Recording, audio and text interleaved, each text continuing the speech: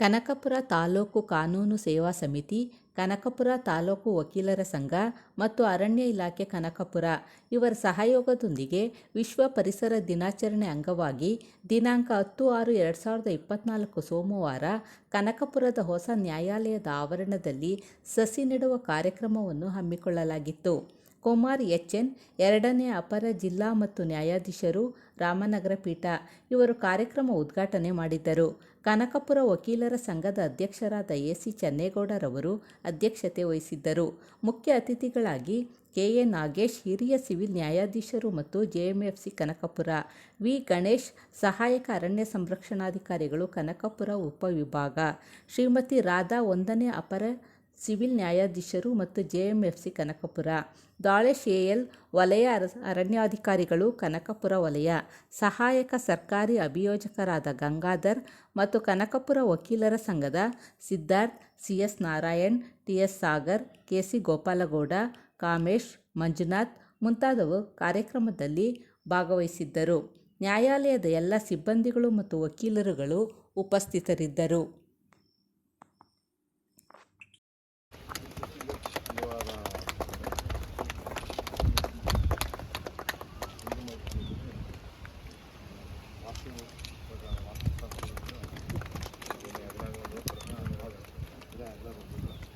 ತುಂಬ ಒಳ್ಳೆ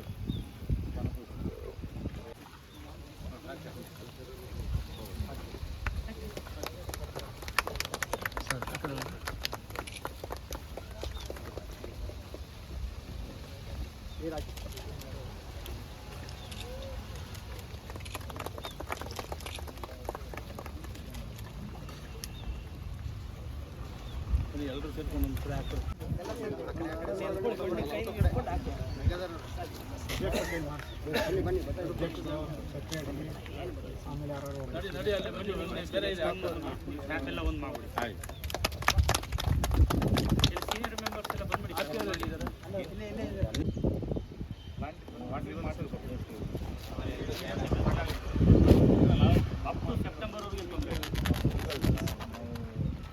ಮಳೆ ಆಗಿದೆ.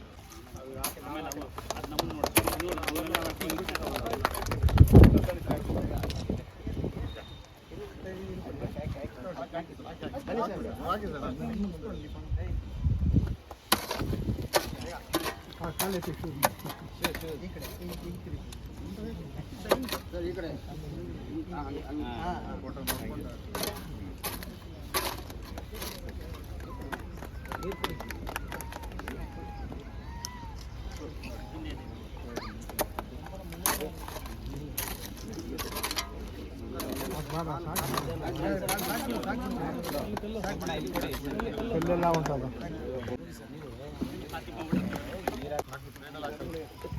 ಜಾಸ್ತಿ ನೋಡ್ತಿ ಅಷ್ಟಾಗ್ತದೆ ನಮಗೆ.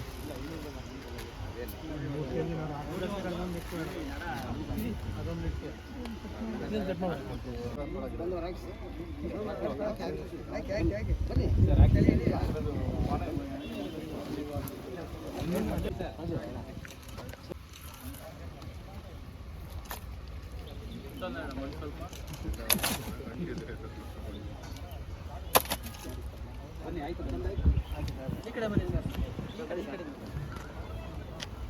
ಸರ್, ಮುಂದೆ ಬನ್ನಿ ಬನ್ನಿ ಸರ್. ಆಯ್ತು ತಗೊಳಪ್ಪ.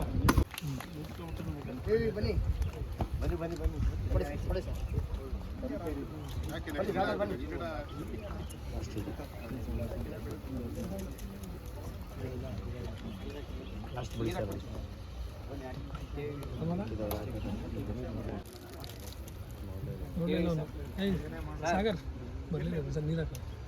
ಮತ್ತು ವಕೀಲರ ಸಂಘ ಕನಕಪುರ ಮತ್ತು ಅರಣ್ಯ ಇಲಾಖೆ ಕನಕಪುರ ಇವರ ಸಹಯೋಗದೊಂದಿಗೆ ಈ ದಿನ ವಿಶ್ವ ಪರಿಸರ ದಿನಾಚರಣೆಯ ಅಂಗವಾಗಿ ಹೊಸ ನ್ಯಾಯಾಲಯದ ಮುಂಭಾಗದಲ್ಲಿ ಗಿಡ ನೆಡುವುದರ ಮೂಲಕ ವಿಶ್ವ ದಿನಾಚರಣೆಯ ಆಗಮನಕ್ಕೆ ಬಂದಿರತಕ್ಕಂಥ ಎಲ್ಲ ಗೌರವಾನ್ವಿತರಿಗೆ ಮತ್ತು ಇಲ್ಲಿ ಬಂದಿರತಕ್ಕಂಥ ಎಲ್ಲ ವಕೀಲರನ್ನು ಸ್ವಾಗತಿಸಬೇಕಂತ ಶ್ರೀ ಕಾಮೇಶ್ ವಕೀಲರಲ್ಲಿ ಕೇಳ್ಕೊಳ್ತಾ ಇದ್ದೀನಿ. ತಾಲೂಕು ಕಾನೂನು ಸೇವಾ ಸಮಿತಿ ಕನಕಪುರ, ವಕೀಲರ ಸಂಘ ಕನಕಪುರ, ಅರಣ್ಯ ಇಲಾಖೆ ಕನಕಪುರ ಇವರುಗಳ ಸಹಾಯದೊಂದಿಗೆ ವಿಶ್ವ ಪರಿಸರ ದಿನಾಚರಣೆ ಕಾರ್ಯಕ್ರಮವನ್ನು ಹಮ್ಮಿಕೊಂಡಿರ್ತಕ್ಕಂಥ ಸಂದರ್ಭ. ಈ ಸಂದರ್ಭದಲ್ಲಿ ಗೌರವಾಧ್ಯಕ್ಷರನ್ನ ಸ್ವಾಗತಿಸುವ ಒಂದು ಕಾರ್ಯಕ್ರಮ. ಈ ಒಂದು ದಿನ ಈ ಒಂದು ಕಾರ್ಯಕ್ರಮವನ್ನು ಉದ್ಘಾಟನೆಯನ್ನು ಮಾಡಿ ಕಾರ್ಯಕ್ರಮಕ್ಕೆ ಚಾಲನೆಯನ್ನು ನೀಡಲು ಆಗಮಿಸಿರ್ತಕ್ಕಂಥ ಎರಡನೇ ಅಪರ ಜಿಲ್ಲಾ ಮತ್ತು ಸತ್ರ ನ್ಯಾಯಾಧೀಶರಾದಂಥ ಗೌರವಾನ್ವಿತರು ಎಚ್ ಎನ್ ಕುಮಾರ್ ಸಾಹೇಬರು ಆಗಮಿಸಿದ್ದಾರೆ. ಅವರಿಗೆ ಈ ಒಂದು ಸಮಾರಂಭಕ್ಕೆ ಸ್ವಾಗತವನ್ನು ಕೋರ್ತಾ ಇದ್ದಾರೆ. ಹಾಗೆಯೇ ಈ ಒಂದು ಸಮಾರಂಭದಲ್ಲಿ ನಮ್ಮ ವಕೀಲರ ಸಂಘದ ಅಧ್ಯಕ್ಷರಾದಂಥ ಈ ಒಂದು ಕಾರ್ಯಕ್ರಮದ ಅಧ್ಯಕ್ಷತೆ ವಹಿಸಿರ್ತಕ್ಕಂಥ ಗೌರವಾನ್ವಿತರು ಎಸ್ ಸಿ ಚೆನ್ನೇಗೌಡರಿಗೂ ಸಹ ಸ್ವಾಗತವನ್ನು ಕೋರ್ತಾ ಇದ್ದೇನೆ. ಈ ಒಂದು ಕಾರ್ಯಕ್ರಮದಲ್ಲಿ ಮುಖ್ಯ ಅತಿಥಿಗಳಾಗಿ ಆಗಮಿಸಿರ್ತಕ್ಕಂಥ ನಮ್ಮ ಹಿರಿಯ ಶ್ರೇಣಿ ಸಿವಿಲ್ ನ್ಯಾಯಾಧೀಶರು ಆದಂಥ ಗೌರವಾನ್ವಿತರು ಶ್ರೀ ಕೆ ನಾಗೇಶ್ ಸಾಹೇಬರು ಆಗಮಿಸಿದರೆ ಅವರಿಗೂ ಸಹ ಸ್ವಾಗತವನ್ನು ಕೋರ್ತಾ ಇದ್ದೇನೆ. ನಮ್ಮ ಪ್ರಧಾನ ಸಿವಿಲ್ ನ್ಯಾಯಾಲಯದ ನ್ಯಾಯಾಧೀಶರಾದಂಥ ಗೌರವಾನ್ವಿತರು ಸುರೇಶ್ ಅಣ್ಣಪಲ್ ಸೋದಿ ಸಾಹೇಬರು ಆಗಮಿಸಿದರೆ ಅವರಿಗೂ ಸಹ ಸ್ವಾಗತವನ್ನು ಕೋರ್ತಾ ಇದ್ದೇನೆ. ಒಂದನೇ ಅಪರ ಸಿವಿಲ್ ನ್ಯಾಯಾಧೀಶರಾದಂಥ ಗೌರವಾನ್ವಿತರು ಶ್ರೀಮತಿ ರಾಧಾ ಮೇಡಮ್ ಆಗಮಿಸಿದರೆ ಅವರಿಗೂ ಸಹ ಸ್ವಾಗತವನ್ನು ಕೋರ್ತಾ ಇದ್ದೇನೆ. ನಮ್ಮ ಈ ಅರಣ್ಯ ಸಂರಕ್ಷಣಾಧಿಕಾರಿಗಳಾದಂಥ ಗೌರವಾನ್ವಿತ ವಿ ಗಣೇಶ್ ಅವರು ಅವ್ರಿಗೂ ಸಹ ಸ್ವಾಗತವನ್ನು ಕೋರ್ತಾ ಇದ್ದೀನಿ. ಹಾಗೆಯೇ ವಲಯ ಅರಣ್ಯಾಧಿಕಾರಿಗಳಾದಂಥ ದಾಳೇಶ್ವರ್ ಆಗಮಿಸಿದರೆ ಅವ್ರಿಗೂ ಸಹ ಸ್ವಾಗತವನ್ನು ಕೋರ್ತಾ ಇದ್ದೇನೆ. ನಮ್ಮ ಸರ್ಕಾರಿ ಅಭಿಯೋಜಕರಾದಂಥ ಡಿ ಕೆ ಗಂಗಾಧರ್ ಸರ್ ಆಗಮಿಸಿದರೆ ಅವ್ರಿಗೂ ಸಹ ಸ್ವಾಗತವನ್ನು ಕೋರ್ತಾ ಇದ್ದೇನೆ. ನಮ್ಮ ವಕೀಲರ ಸಂಘದ ಕಾರ್ಯದರ್ಶಿಗಳಾದ ಸಿ ಎಸ್ ನಾರಾಯಣವರು ಆಗಮಿಸಿದರೆ ಅವ್ರಿಗೂ ಸಹ ಸ್ವಾಗತವನ್ನು ಕೋರ್ತಾ ಇದ್ದೀನಿ. ಹಾಗೆಯೇ ನಮ್ಮ ವಕೀಲರ ಸಂಘದ ಖಜಾಂಚಿಗಳಾದಂಥ ಸಾಗರ್ ಅವರು ಆಗಮಿಸಿದರೆ ಅವ್ರಿಗೂ ಸಹ ಸ್ವಾಗತವನ್ನು ಕೋರ್ತಾ ಇದ್ದೇನೆ. ಕೆ ಸಿ ಗೋಪಾಲ್ಗೌಡರು ಆಗಮಿಸಿದರೆ ಅವ್ರಿಗೂ ಸಹ ಸ್ವಾಗತವನ್ನು ಕೋರ್ತಾ ಇದ್ದೇನೆ. ಮಂಜುನಾಥ್ ಈ ನಮ್ಮ ವಕೀಲರ ಸಂಘದ ಉಪಾಧ್ಯಕ್ಷರು ಸಹ ಆಗಮಿಸಿದರೆ ಅವ್ರಿಗೂ ಸಹ ಸ್ವಾಗತವನ್ನು ಕೋರ್ತಾ ಇದ್ದೇನೆ. ಇಲ್ಲಿರ್ತಕ್ಕಂಥ ಎಲ್ಲ ಆಗಮಿಸಿದ ಎಲ್ಲ ವಕೀಲ ಮಿತ್ರರುಗಳಿಗೂ ಮತ್ತು ಅರಣ್ಯ ಇಲಾಖೆಯ ಅಧಿಕಾರಿಗಳಿಗೂ ಮತ್ತು ಸಿಬ್ಬಂದಿ ವರ್ಗದವರಿಗೂ ಮತ್ತು ಮಾಧ್ಯಮ ಮಿತ್ರದವರಿಗೂ ನ್ಯಾಯಾಲಯದ ಎಲ್ಲ ಸಿಬ್ಬಂದಿ ವರ್ಗದವರಿಗೂ ಇಲ್ಲಿರ್ತಕ್ಕಂಥ ಎಲ್ಲ ಸರ್ವಸ್ವ ಬಂಧುಗಳಿಗೂ ಈ ಒಂದು ಕಾರ್ಯಕ್ರಮಕ್ಕೆ ಸ್ವಾಗತವನ್ನು ಕೋರ್ತಾ ಇದ್ದೇನೆ. ಗೌರವಾನ್ವಿತರಾದಂಥ ನಮ್ಮ ಎರಡನೇ ಅಪರ ಜಿಲ್ಲಾ ನ್ಯಾಯಾಧೀಶರು ಎಚ್ ಎನ್ ಕುಮಾರ್ ಸಾಹೇಬರು ಮಾತಾಡಬೇಕು ಅಂತ ಕೋರ್ಕೊಳ್ತಾ ಇದ್ದೀವಿ. ವೇದಿಕೆ ಮೇಲೆ ಆಸನರಾಗಿರುವಂತಹ ನನ್ನ ಸಹೋದ್ಯೋಗಿ ನ್ಯಾಯಾಧೀಶರೇ ಹಾಗೂ ವೇದಿಕೆ ಮೇಲೆ ಆಸನರಾಗಿರುವಂತಹ ವಕೀಲ ಸಂಘದ ಅಧ್ಯಕ್ಷರಾದಂಥ ಶ್ರೀ ಚೆನ್ನೇಗೌಡರೇ, ಕಾರ್ಯದರ್ಶಿಗಳಾದಂಥ ನಾರಾಯಣವರೇ ಹಾಗೂ ಅಭಿಯೋಜಕರಾದಂಥ ಸಹಾಯಕ ಅಭಿಯೋಜಕ ಗಂಗಾಧರ್ ಅವರು, ಉಪಾಧ್ಯಕ್ಷರು ಸಾಗರ್ ಅವರು ಹಾಗೂ ಅರಣ್ಯ ಇಲಾಖೆಯ ಸಹಾಯಕ ಅರಣ್ಯ ಸಂರಕ್ಷಣಾಧಿಕಾರಿ ಗಣೇಶ್ವರವರೇ ಹಾಗೂ ಅರಣ್ಯ ವಲಯಾಧಿಕಾರಿ ಆದಂಥ ದಾಳೇಶ್ವರವರೇ ಮತ್ತು ಇಲ್ಲಿ ವೇದಿಕೆ ಮುಂಭಾಗದಲ್ಲಿ ನೆರೆದಿರುವಂತಹ ಎಲ್ಲ ಹಿರಿಯ ನ್ಯಾಯವಾದಿಗಳು ಹಾಗೂ ಇಲ್ಲಿ ನೆರೆದಿರುವಂತಹ ಎಲ್ಲ ಪತ್ರಕರ್ತರಿಗೂ ಈ ಒಂದು ದಿನದ ಒಂದು ಶುಭ ಸಂದೇಶ ನೀಡುತ್ತಾ ಇವತ್ತು ನಾವೆಲ್ಲರೂ ತಮಗೆ ತಿಳಿದ ಹಾಗೆ ವಿಶ್ವ ಪರಿಸರ ದಿನಾಚರಣೆಯನ್ನು ನಾವು ಇವತ್ತು ನಮ್ಮ ಕನಕಪುರ ತಾಲೂಕು ಸೇವಾ ಪ್ರಾಧಿಕಾರ, ಕಾನೂನು ಸೇವಾ ಪ್ರಾಧಿಕಾರ, ಕನಕಪುರ ವಕೀಲರ ಸಂಘ ಕನಕಪುರ ಹಾಗೂ ಅರಣ್ಯ ಇಲಾಖೆಯ ಸಹಯೋಗದೊಂದಿಗೆ ಇವತ್ತು ನಾವೆಲ್ಲ ಗಿಡ ನೆಡೋದ್ರ ಮೂಲಕ ನಾವು ವಿಶ್ವ ಪರಿಸರವನ್ನು ಆಚರಣೆ ಮಾಡಿದ್ದೀವಿ.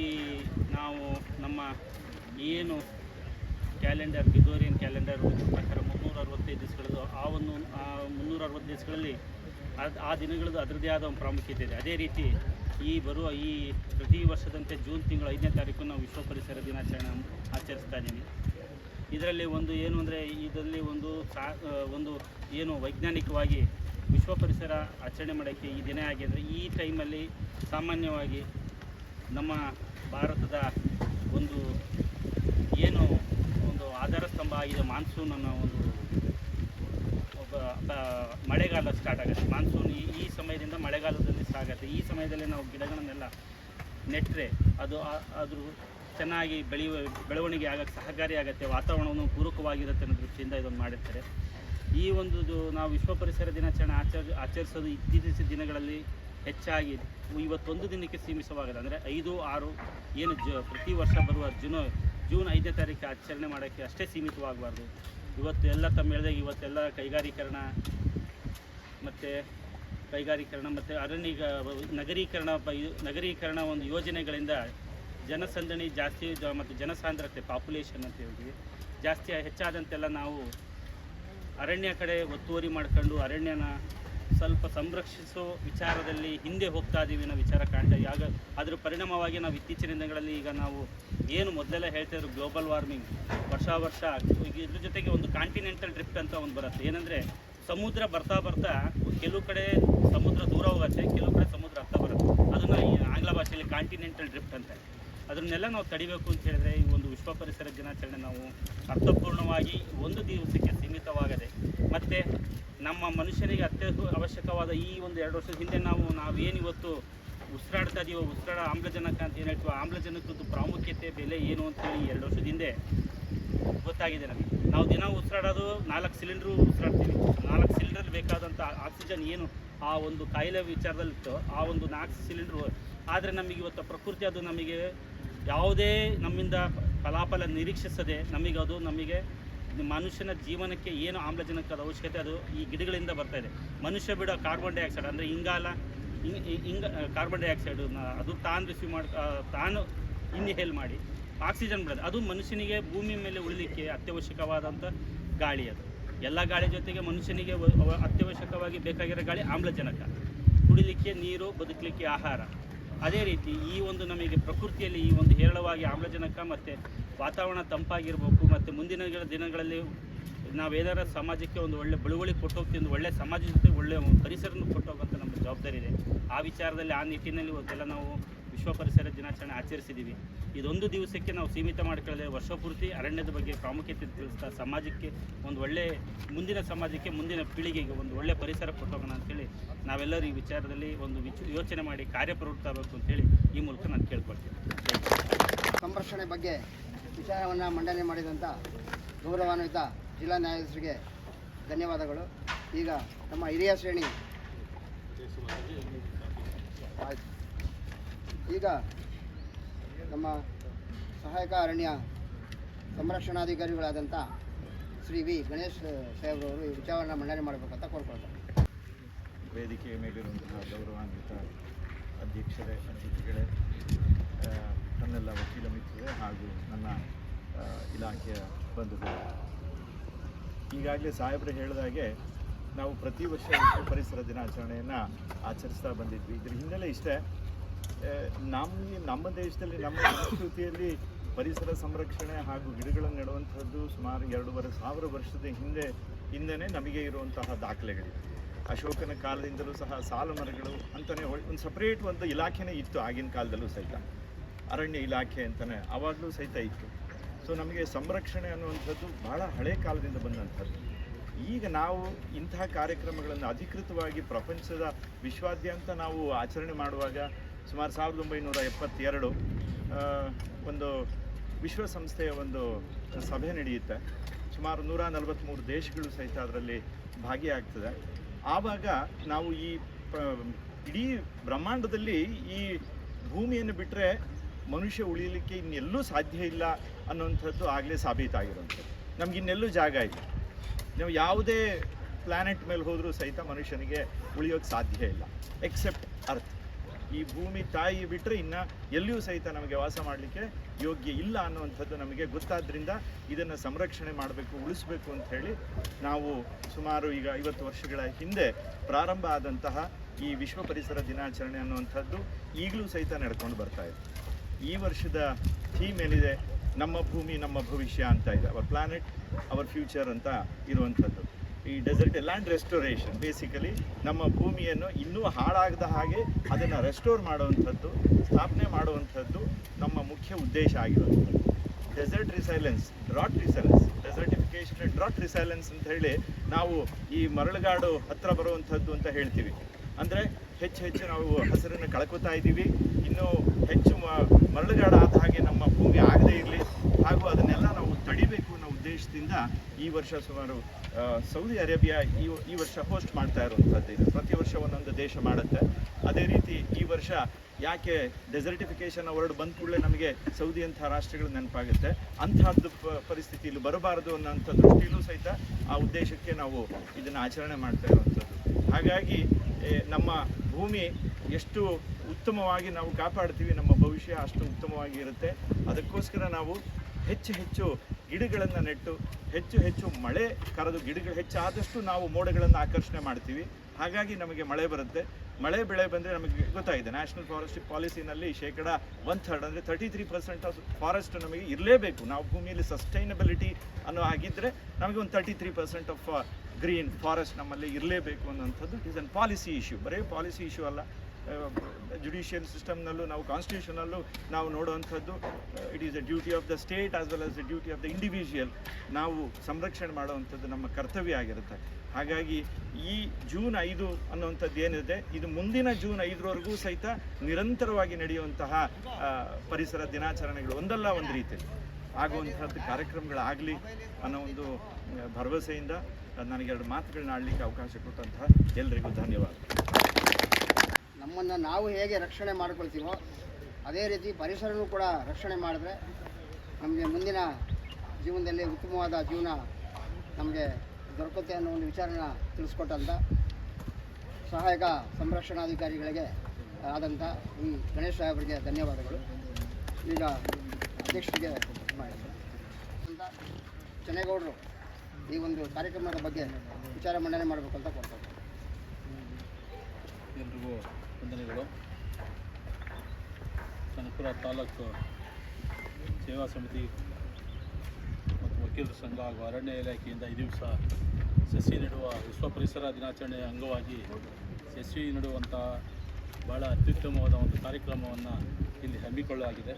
ಈ ಕಾರ್ಯಕ್ರಮದ ಉದ್ಘಾಟನೆ ಮಾಡಿದಂಥ ಹಾಗೂ ಸಸಿ ನೆಡುವುದರ ಮೂಲಕ ಈ ಕಾರ್ಯಕ್ರಮ ಉದ್ಘಾಟನೆ ಮಾಡಿದಂಥ ಗೌರವಾನ್ವಿತ ನ್ಯಾಯಮೂರ್ತಿಗಳಾದಂಥ ಕುಮಾರ್ ಎಚ್.ಎನ್. ಸಾಹೇಬ್ರೆ ಹಾಗೂ ಈ ಕಾರ್ಯಕ್ರಮದಲ್ಲಿ ಆಸೀನರಾಗಿರ್ತಕ್ಕಂಥ ಹಿರಿಯ ಸಿವಿಲ್ ನ್ಯಾಯಾಧೀಶರು ಮತ್ತು JMC ನ್ಯಾಯಾಧೀಶರಾದಂಥ K. ನಾಗೇಶ್ ಸಾಹೇಬ್ರೆ, ಪ್ರಧಾನ ಸಿವಿಲ್ ನ್ಯಾಯಾಧೀಶ ಸುರೇಶ್ ಅಣ್ಣಪ್ಪ ಸೌದಿ ಸಾಹೇಬ್ರೆ, ಅಪರ ಸಿವಿಲ್ ನ್ಯಾಯಾಧೀಶರಾದಂಥ ಶ್ರೀಮತಿ ರಾಧಾ ಮೇಡಮ್ರವರೇ ಹಾಗೂ ಸಹಾಯಕ ಅರಣ್ಯ ಸಂರಕ್ಷಣಾಧಿಕಾರಿಯಾದಂಥ ಗಣೇಶ್ ಅವರೇ, ವಲಯ ಅರಣ್ಯಾಧಿಕಾರಿ ದಾಳೇಶ್ರವರೇ ಮತ್ತು ನಮ್ಮ ಸಹಾಯಕ ಸರ್ಕಾರಿ ಅಭಿಯೋಜಕರಾದ ಗಂಗಾಧರ್ BK ರವರೇ, ನನ್ನ ಎಲ್ಲ ಹಿರಿಯ ಮತ್ತು ಕಿರಿಯ ವಕೀಲ ಮಿತ್ರರೇ, ಮಾಧ್ಯಮ ಮಿತ್ರರೇ ಮತ್ತು ಇಲಾಖಾ ಸಿಬ್ಬಂದಿಗಳು, ಈ ದಿವಸ ನಾವು ಇಲ್ಲಿ ಸಸಿ ನೆಡುವುದರ ಮೂಲಕ ಸಮಾಜಕ್ಕೆ ಒಂದು ಸಂದೇಶವನ್ನು ಕೊಡುವಂಥ ಕಾರ್ಯಕ್ರಮವನ್ನು ಇಟ್ಕೊಂಡಿದ್ದೇವೆ. ನಮ್ಮ ಸಾಹೇಬರು ಸಸಿ ಮರ ಬೆಳೆಸೋದ್ರಿಂದ ಆಗತಕ್ಕಂಥ ಉಪಯೋಗಗಳನ್ನು ಕೂಲಂಕಷವಾಗಿ ತಮಗೆ ಹೇಳಿದ್ದಾರೆ. ಈಗ ಮರಗಳು ಯಾವ ರೀತಿ ಜನರಿಗೆ ಅನುಕೂಲ ಆಗುತ್ತೆ, ಭೂಮಿಗೆ ಯಾವ ರೀತಿ ಅನುಕೂಲ ಆಗುತ್ತೆ ಅಂತೇಳಿ ನಮ್ಮ ಜಿಲ್ಲಾ ಸತ್ರ ನ್ಯಾಯಾಧೀಶರು ತಮಗೆ ತಿಳಿಸಿದ್ದಾರೆ. ಅದೇ ರೀತಿ ಗಣೇಶ್ ಅವರು ಸಹ ಮರಗಳ ಬೆಳವಣಿಗೆ ಮತ್ತು ಸಮುದ್ರ ಉಳಿವಿಗೆ ಆಗತಕ್ಕಂಥ ಅನುಕೂಲವನ್ನು ತಮಗೆ ತಿಳಿಸಿದ್ದಾರೆ. ಮರ ಈಗ ಜನಗಳ ಅತಿಯಾಸೆಯಿಂದ ಎಲ್ಲ ಮರಗಳನ್ನ ನಾಶ ಮಾಡತಕ್ಕಂಥ ಕೆಲಸವನ್ನು ಮಾಡ್ತಾ ಇದ್ದಾರೆ. ಸಸಿಗಳು ನೆಡುವುದಕ್ಕಿಂತ ಮರಗಳನ್ನೇ ಜಾಸ್ತಿ ಕಡಿದು ನಾಶ ಮಾಡುವುದರಿಂದ ಪರಿಸರಕ್ಕೆ ತೊಂದರೆ ಆಗ್ತಾ ಇದೆ. ಪರಿಸರ ಮನುಷ್ಯನಿಗೆ ಭಾಳ ಅತ್ಯವಶ್ಯಕ. ಪರಿಸರ ಒಳ್ಳೆಯ ರೀತಿಯಲ್ಲಿ ಇಲ್ಲ ಅಂದರೆ ಮನುಷ್ಯನ ಆರೋಗ್ಯದಲ್ಲೂ ಸಹ ಏರುಪೇರಾಗ್ತದೆ. ಒಳ್ಳೆಯ ಆಮ್ಲಜನಕ ಸಿಗಬೇಕು ಅಂದರೆ ನಮಗೆ ಮರಗಳು ಹೆಚ್ಚಿನ ರೀತಿಯಲ್ಲಿ ಇರಲೇಬೇಕು. ಹಿಂದೆ ನಾವು ಪ್ರತಿ ರಸ್ತೆಗಳಲ್ಲಿ ಅಕ್ಕಪಕ್ಕ ಮರಗಳನ್ನು ನೆಡುವಂಥ ಕಾರ್ಯಕ್ರಮ ಹಿಂದಿನಿಂದ ಭಾಳ ವರ್ಷಗಳಿಂದ ನಡ್ಕೊಂಡು ಬಂದಿತ್ತು. ಇತ್ತೀಚೆಗೆ ರಸ್ತೆ ಅಗಲೀಕರಣದಲ್ಲಿ ಎಲ್ಲ ಮರಗಳನ್ನು ನಾಶ ಮಾಡಿ ಪರಿಸರ ಅಸಮತೋಲನ ಉಂಟು ಮಾಡ್ತಾ ಇದ್ದಾರೆ. ಪರಿಸರವನ್ನು ನಾವು ಸರಿಯಾದ ರೀತಿಯಲ್ಲಿ ಇಟ್ಕೊಳ್ಳೋದು ನಮ್ಮ ಆರೋಗ್ಯದಲ್ಲಿ ಮತ್ತು ನಮಗೆ ಆಮ್ಲಜನಕ ಕೊಡೋದ್ರಲ್ಲಿ ಭಾಳ ಉತ್ತಮವಾದದ್ದು ಅಂತ ನಾನು ತಿಳ್ಕೊಂಡಿದ್ದೇನೆ.